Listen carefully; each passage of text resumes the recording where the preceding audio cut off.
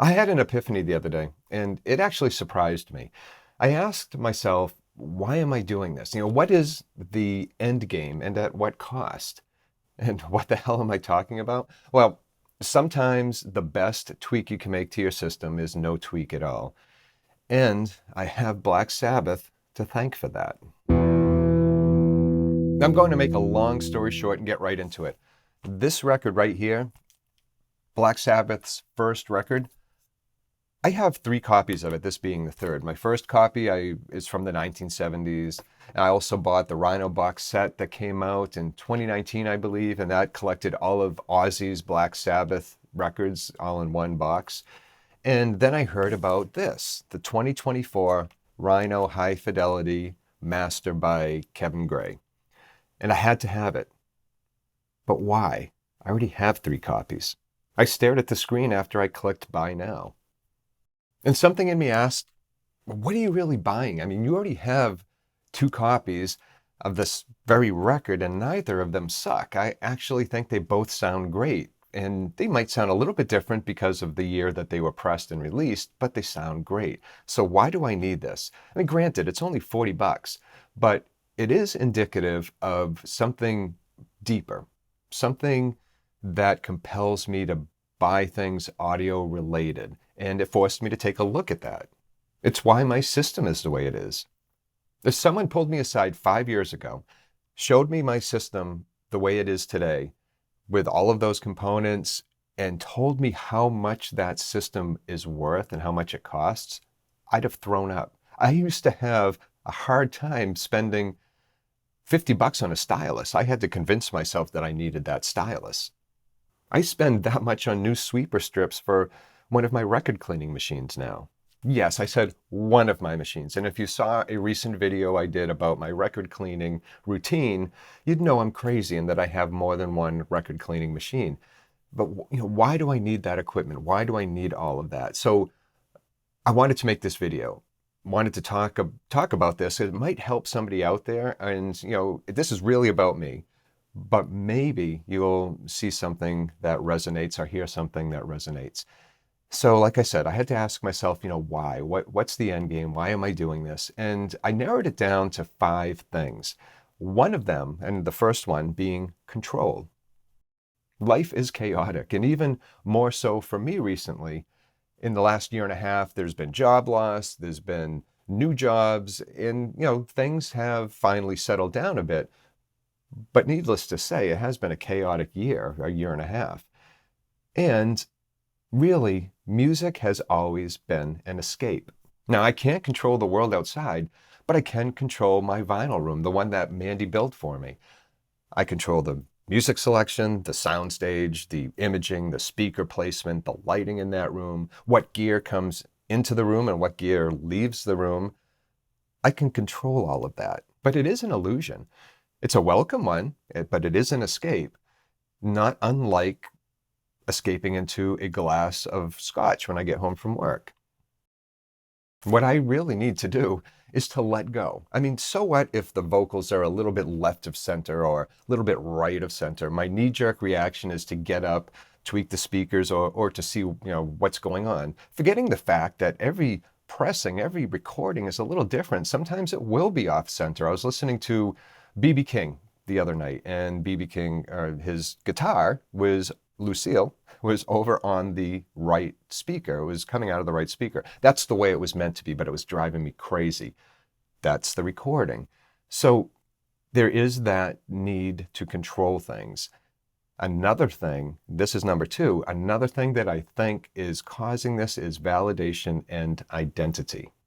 I published a video recently. It was a video about being an audiophile, and in it I included a little quiz called Are You an Audiophile? The quiz was meant to be fun, but there is a dark side to it. I'm an audiophile. I love music. I love to manipulate music or to try to tweak the sound, and that's what an audiophile is. Audio meaning audio, and phile meaning love. I love sound. But what I need to understand, and I need to remind myself that music isn't the gear. And it is hard to separate the two. I have to remind myself that I was content with the $200 system I owned just short of a decade ago. It wasn't until I started watching YouTube reviews about gear and going on forums about gear that number three, the third thing I want to talk about, came into play, and that is FOMO. And you know what that is. That's fear of missing out. And all of that gear that was paraded across the screen when I was watching YouTube, all of those things that promised better sound, all of those so-called giant killers, I felt I was missing out and that there was more to the music that I was listening to. I never felt that my modest system was lacking in anything until I did. So I began to upgrade over and over. I can't tell you how many phono stages I went through, all because I read about one or saw a review about one that promised to do something a little bit better than the previous one. And that's how I ended up falling in love with tubes and all the above. And it really is an illusion. And that was the next thing. This is the fourth thing. It's an illusion of arriving, the illusion of arrival. As if there was a final destination to all of this and that when I got there, I would know it. You know, the ultimate sound, the sound that can't be improved. But there is no final destination. The goalpost keeps moving, and every time it does, there's the promise of, you know, some new piece of gear, a moving coil cartridge, you know, something that will improve the sound. So the chase continues, and I keep running towards that mysterious arrival gate. Now, I would wager that if I were to talk to someone who has $1 million system and they were to show me their system, and I said, "Are you done? Is this it? Would you improve upon this?" They would probably say no. But I would also bet, for most cases, that if I were to visit that same room 5 years later, I would see a new piece of gear added to a system that was supposed to have been unimprovable. Is that a word, unimprovable? Well, I just made it up. But I still struggle with that very same thing. I'm going to get to number 5, and the chase continues until you kind of lose satisfaction with it. You get not so much bored with it, but the excitement wears off. So when you add a new piece of gear, what you get is a dopamine hit. That's number 5. And it's especially true, say I'm sitting in a showroom somewhere and they're playing, I'm listening to a new tube amp that I've never heard before. So I'm intent in listening to it, and then I hear a cymbal tap on a piece of music that I'm very familiar with. I might think, oh my God, I've got to have this system. I've never heard that cymbal tap before. When the truth of the matter is, it's always been there in my system at home. But I'd never really noticed it because I was too busy focusing on other things like the sound stage or the center imaging or, you know, the clarity of the system or speaker placement. I missed the fact that the music was more important. Other things took precedence, like being annoyed by the bright blue LEDs on the front of an amp. When that dopamine hit fades and I no longer perceive what I thought was something new in the sound, the chase again resumes.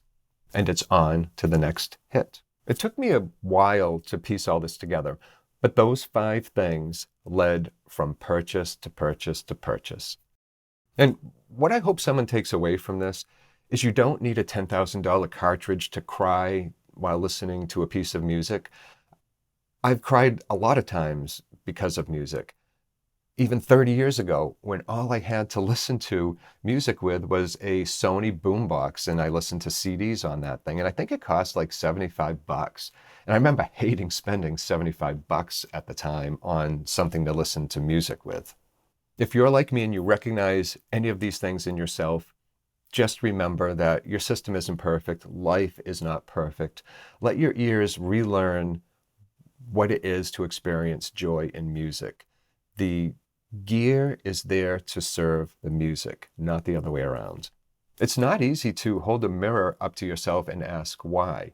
And if this spoke to you at all, drop a comment below. Let's talk about it. You're not alone in this.